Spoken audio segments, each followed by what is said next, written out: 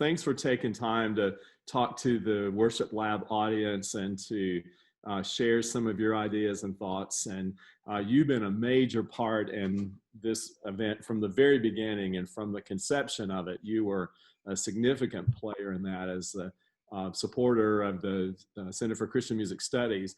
But it's turned out to be a really important event. And by this time, a lot of young people have gone through Worship Lab that you helped to launch, and we really appreciate that. Well, obviously glad to be a small portion of it. Like it's that excites me that people are pushing church music in a direction that's gonna, shape the way for the church in the future. And there's kids that are coming along are just like, man, that's it right there. In that moment is where I want to be. Well, there's nothing more exciting than to see younger people coming along doing important work for the church and to make the world a better place. So that excites me every day to be a part of something like that. Agreed 1000%. Yeah, well, the last time you were at Worship Lab was in 2015 at the initial one. That sounds crazy, right? To say out loud. We're in 2020. We're in the future is what it feels like. So 2015, that sounds so back. That's crazy. Yeah. So for you and me, that doesn't seem quite as long as it does for young people who were really, really young then. But we heard from you then, and we heard from Robbie C., from Leslie Jordan, Sean Groves. They were all there that very first summer. So tell us a little bit about what's changed in your life in the last 5 years. What's different for you? What have you? What's changed for you? Yeah. Man, having been in Atlanta, Georgia now for a good bit of time, I think what I say often, maybe I explain to myself or remind myself that wherever your feet are, like wherever the soil is that you're planted in, you just take from the earth what's in it. And man, my music it sounds way more ATL than when I left. If we rewind like 5 years ago, it's crazy. I've gotten really into beat making and hip hop music, and I like sneakers. Like I didn't see sneakers coming. I was a boot guy. Now I'm a sneaker guy. I didn't see that coming. Snuck up on me. I love it. And I think that's what we're trying to do. All of us are trying to articulate what it is to be in relationship with the divine, and with the limited knowledge and expression and lexicon that we're given, and the sounds that we know and can call authentic. And I think that's what happens when we absorb a place geographically as well as like a people that we're planted among. We start to sound and talk and mimic in a sense, but at the same time become where we are. And I think my music has expressed what I'm becoming with the new peer set I'm among, and I love it. I think that's how the church keeps moving forward, is trying to find new ways to say the same story over and over again and make it feel new and exciting, and something that is just absolutely compelling and changes people, brings them closer and back into communion with their maker. That's what we're trying to do, I think. Yeah. Well, I hope that's a message that the young people listening to this little sharing time today can really take to heart. I think oftentimes as a young person, I thought I would get to some place and then I would just stay there.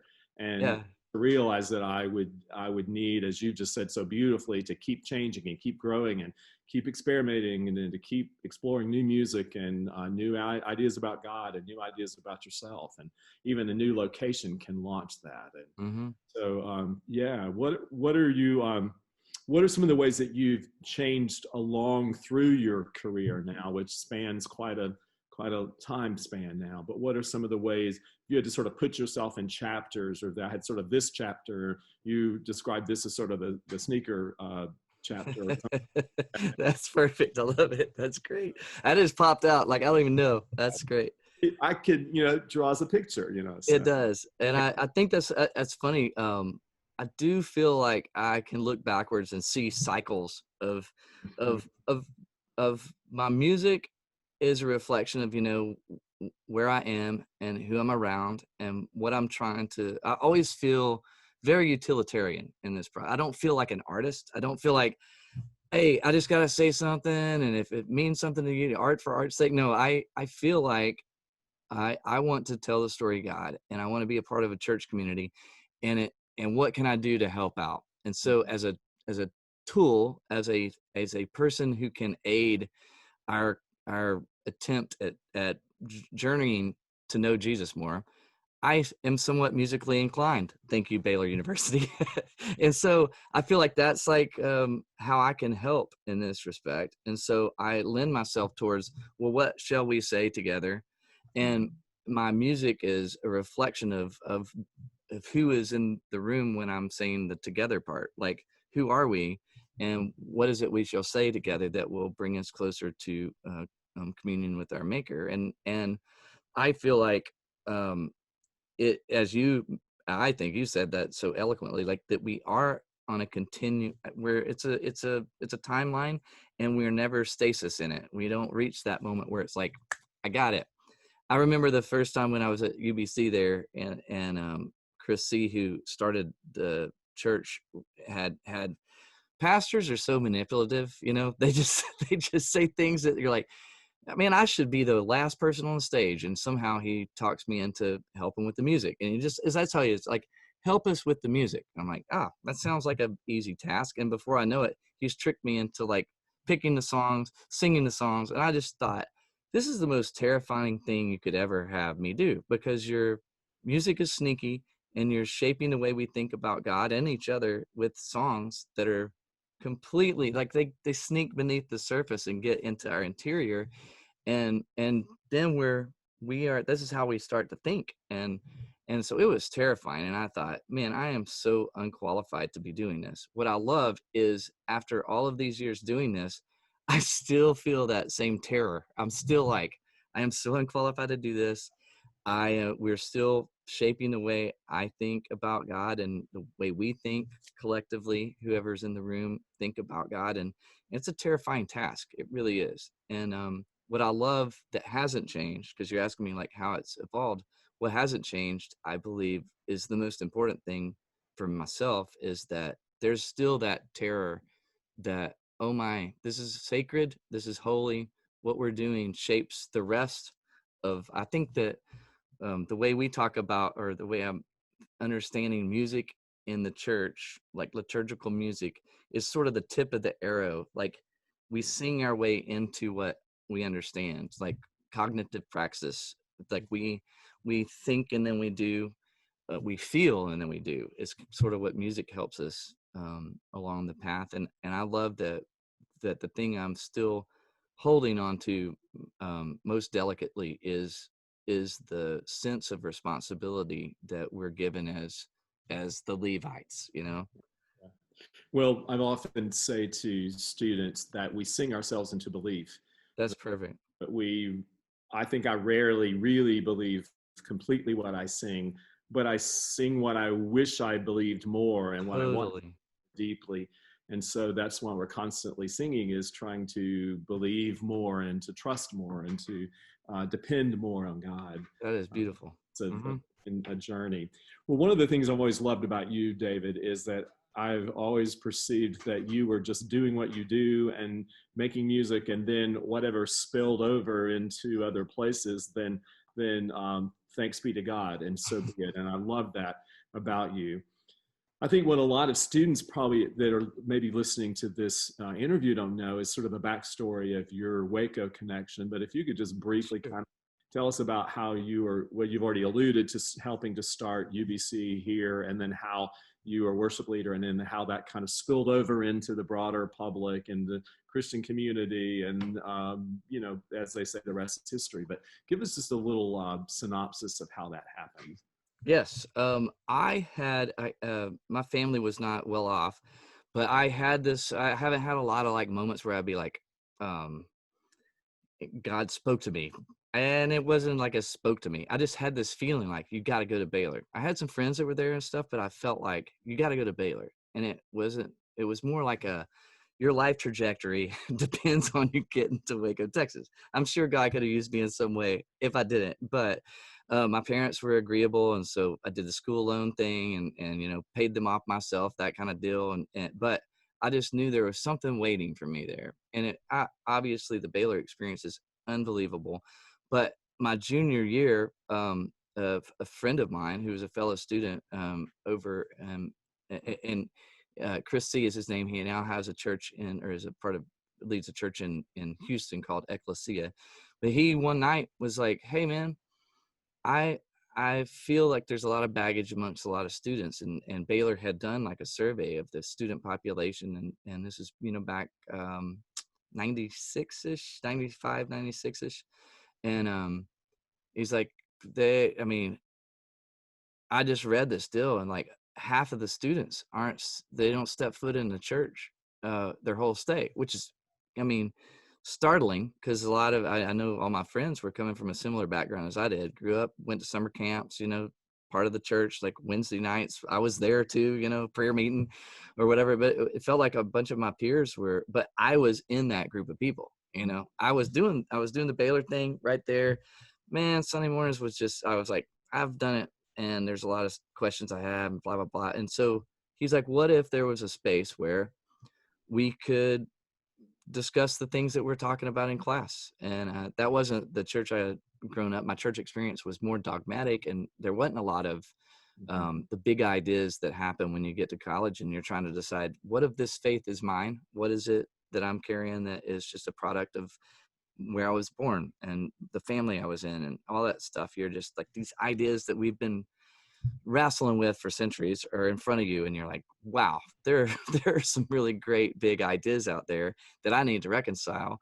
And it felt difficult to find a space, and this guy's like talking, it's like, hey, let's just see if we can be peers, chasing after the Jesus we read of in scripture, and maybe set down some of our baggage along the way. And would you help me with the music? I'm like, everything you said up to the would you help me part sounds great. But that's what I'm saying. A pastor is like hilariously manipulative, and somehow I said yes. And it basically involved music direction. You know, being an MD in a band, you've got to find the players, find the material, rehearse the players. And as you know, it's tough to corral college students and get me there on time, much less everybody else. And so it started just mostly logistical, finding songs, rehearsing people, making sure that they were there on a Sunday, and seeing if we pulled something off that, you know, helped and aided our endeavors as a new community. It was a mission start of another church in town, so we did have oversight, just so everybody knows and doesn't think we got some rogue undergrads going at it. We had some wonderful people around us that were wise and have been at church for a long time. But at the same time, I was new to the whole experience and had a number of people that I kept leaning on. And one of the issues I found early on was we're all listening to like college radio, and you know, the bands that I would list, like Widespread Panic and Dave Matthews, which were big, you know, I call them frat bands now, but it's like that's what we're listening to, you know, things I can't find in the Christian bookstore. And I remember there was this one Sunday I went and spent like all that we had budgeted from our mission church for music, you know, stuff. And I'd bought like a stack of CDs, and I'm going through them, and one of my neighbors comes over from the apartment over there at Casablanca, and he walks in the deal, and he takes about 3-4 seconds listening and goes, what in a very long string of colorful modifiers is that? And then he disappears in a puff of smoke. And I'm like, that's the guy. He has the same background I have. He grew up in the same home. His story is my story. And that's what we need to sing something that he knows to be true for him and me.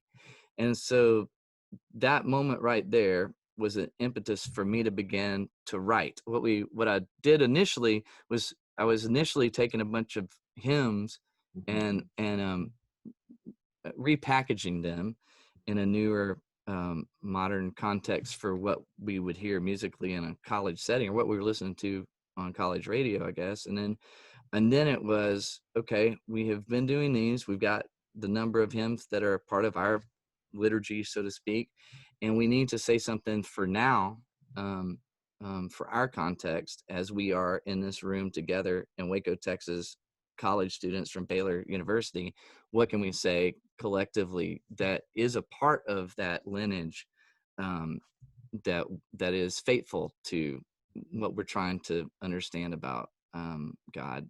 And so that's what started me writing, was just trying to give voice to what our experience was as a community of believers. And from there, I wound up in the stack of CDs that I had rejected. That's what's amazing about the way God works, is like, I'm, a college student that understands everything. And I'm like, none of these songs work. And now I'm in the package of, or the stack of songs. I love that. Because I think we never understand what's down the road in front of us. That's God's intentions are grander than ours. And as complicated as we are as humans, it's amazing to see how he uses us and winds us up right where we're rejecting, and that's beautiful. I think that's a beautiful story. Yeah, thank you. You brought up an interesting something that made me curious. I guess if I were to ask you this question, you'd probably answer like I do. Somebody asked me what's my favorite hymn, I would have instead of one. But what's one of your favorite hymns, first of all, and then I have a follow-up question. I would say it is as impossible. One that stayed with me for, I'm probably thinking of this because of the discussion we've had so far, but "Come Thou Fount of Every Blessing" is like it because of the humanity in it, and because of the backstory of the writer, and it feels to me like a very real plaintive, um Mm. and there's also that Irish lilt kind of thing to it that feels very, I don't know, defiant in a musical sense, that I thought I was Irish my whole life, and it turns out I'm not. But now that Ancestry.com's come along, all my beliefs about myself are wrong. But I had a musical like DNA imprint in that song, and so I feel like that one's probably towards the top of the list, I'd guess. What's your favorite line from that hymn? Oh man, but like a fetter, I just the word fetter. Mm-hmm. That alone is like just that I like the colorful language in that. Prone to Wonder is like of course you'd go to that one, but because that's the humanity part of it. But I love that we could be bound, fettered to something greater than what our feelings are at times, especially in relation to how the writer's life, Yeah. you know. So to me, that line is pretty spectacular. Absolutely. Well, I love the fact that you love words, and that's one of the things that I've always admired and appreciated so much about you, is that words mean a lot to you, and you don't take them for granted.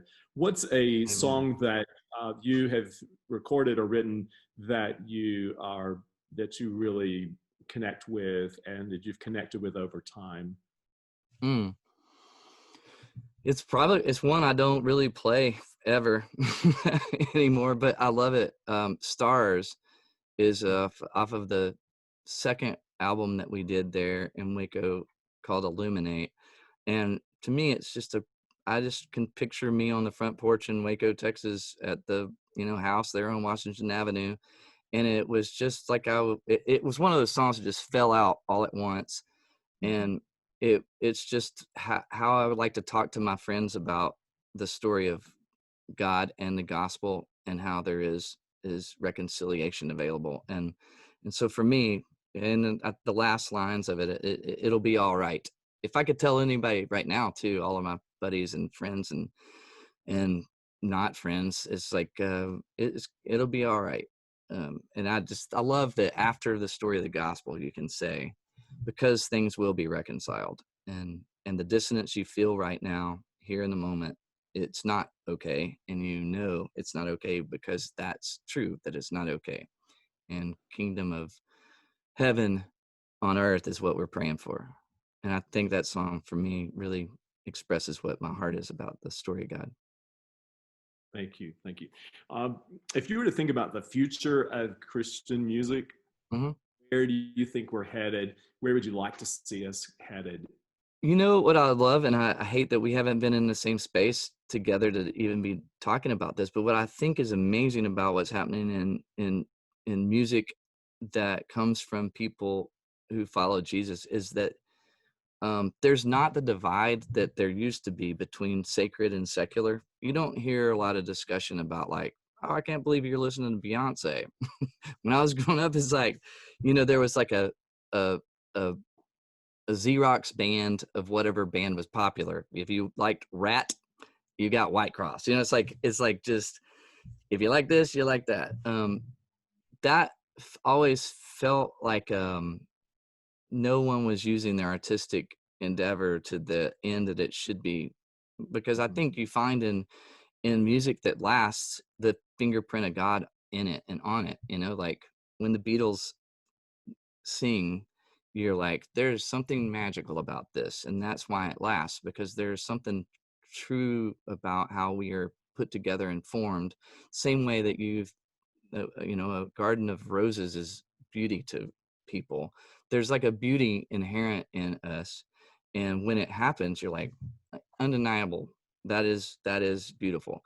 What I love that where people who follow Jesus and are trying to express themselves musically, the lane that is wide open and still available is liturgical music. Is how can we then sing and use the beauty to to form ourselves and to bring about community and togetherness in a community, and that feels like amazing, because now you have a lot of really gifted people whose avenue is not open to, can you present your idea of what it means to live life?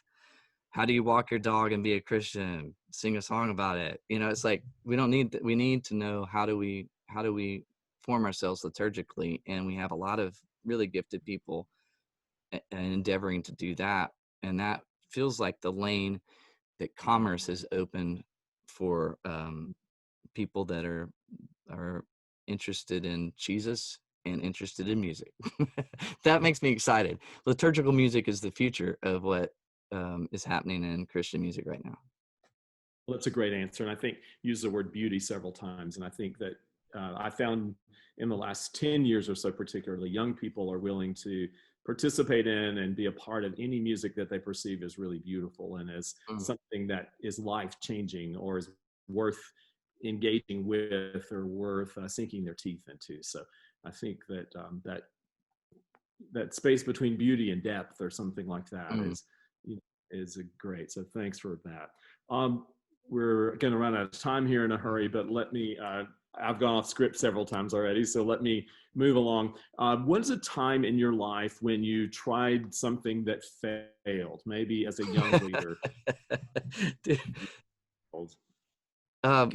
Constantly. I think that's part of it, though.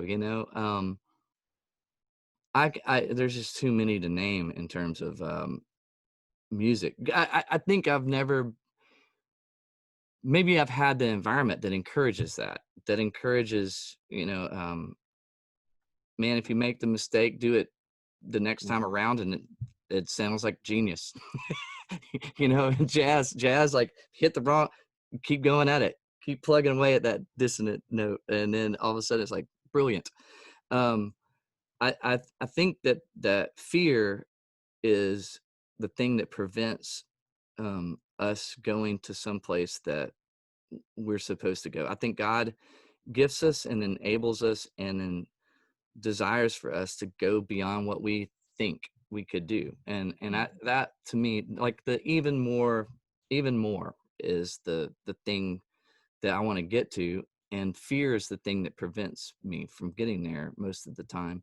So I would think my biggest failures are when I have thought more about what maybe perceived I'm doing rather than just doing the thing that's in my heart to do. That the fear of man's approval has been my biggest mistakes if I've made mistakes in that way. And that's what I think I can learn from. I've never felt like when I went for something and everybody was like, I don't know what you're doing with that, bro. I never felt like, well, shoot, I should quit. I feel like, but you don't know what I learned in that moment. Now watch this. It's always what it felt like. It's like, okay, Yeah. yes, you're right, but watch this. And it feels like when I've set back and not been active and knowing that this is maybe a little bit risky, um, that's when I feel like I've failed. Is better to Mm. take the risk and look stupid for a second and then learn, oh yeah, but watch. I would have never learned that if I had not done this. And it's a it's a process, and as you mentioned on the Yeah. journey, like we're growing and we're evolving and we're turning into something, and that I think is the best part of attempts. Yeah. But I can name Well, about 80, or I can name a lot of failures. nobody does what you do that doesn't have a lot of failures. And the good thing Totally. about you is you're honest about it and you're willing to be vulnerable. But I think life is just a series of mistakes and corrections. And the more mistakes you make, the more you can correct, and the more progress you ultimately make. Totally. Uh, I think people that play video games understand this like crazy. Being in COVID situation, locked down in my basement half the time, uh, kind of turned into a little gamer. And I'm like, this is crazy. This is such a good life lesson, because if you don't explore whatever the thing is that is in front of you, if you don't fail, you won't know what the environment has that can really tear you down. When you want to succeed, you have to know all of the dangers around, and then you know where to go, you know where to sit, you know where to be, you know when to act, you know all of the things that you need to know, but you don't know that your yeah. first time through, and you have to fail before you understand what is in front of you and how you can get to the next level, so to speak. So that's a super nerdy COVID answer. Well, thanks for talking about fear and talking about failure. That's really important. Thanks. The last question, which I think you've already given us a bunch of wisdom, but if you were to give like some kind of advice to a young person who's pursuing the next generation of leadership, what might that advice be? What would you say to that young Oh person? man, I say this all the time, even to myself, and I get it wrong most of the time. But it's a metaphor that I just tell myself all the time: tune your guitar, and that means take care of the Mm. stuff that you can take care of. I can tune my guitar, and if I'm outdoors, it's going to change. I'm gonna have to stay on top of it, but I can do everything I can do, and then we'll see what happens after that. That's outside of my control, because I think a lot of folks that I know that are great friends and people that want to be leading the church musically, there's a lot of just fundamental things that they haven't done yet. It's like you have to rehearse, you have to know your instrument, you have to rehearse, you have to think, you have to read, you have to do all of the stuff. Then you can do the thing that you think you're supposed to do. And all of that is out of your control. Like that I'm getting to talk to you on a Zoom right now with Worship Lab people. I don't know how that is possible, because that seems like, okay, I did what I knew to do, and I was planted in a particular place, and I was faithful with the people that were in front of me. And because of that faithfulness, I believe I'm able to impart what I know because of my efforts and all the hours spent doing the stuff that, I mean, if you're singing songs and singing music with a bunch of people in a room for what, an hour tops, hour and a half of your concert deal, but that's an hour and a half of that day. There's a lot of Mhm. other life happening, and that other life happening, I think, is the thing that supports and aids that brief moment of time you have in front of people and with people singing music together to God. That the rest of it is way more important than what you think you want to do. If that makes any sense. Metaphor that tune your guitar. That's a really really great metaphor for life and for your craft and for life and self-care and Totally. quality and all kinds of things. So that's a great takeaway for us. Yeah. Well, David, it's been a delight to talk with you. I always enjoy visiting with you, and I'm glad to have this time today to do that. Thank you for being a friend, and thank you for all the ways that you've supported me as a friend, especially in the last year and a half or so. And I appreciate that so much. And thank you for giving time today to share with us. This was rich and meaningful and so inspiring. Thank you. And Awesome. we appreciative. Well, me All right. too. Blessed to Yeah. be part of it. And yep, worship lab doing it. I love it at distance. Okay. All right. Thanks so much. Much love to you, dude. Yeah. Yeah. You too. Take care. Bye.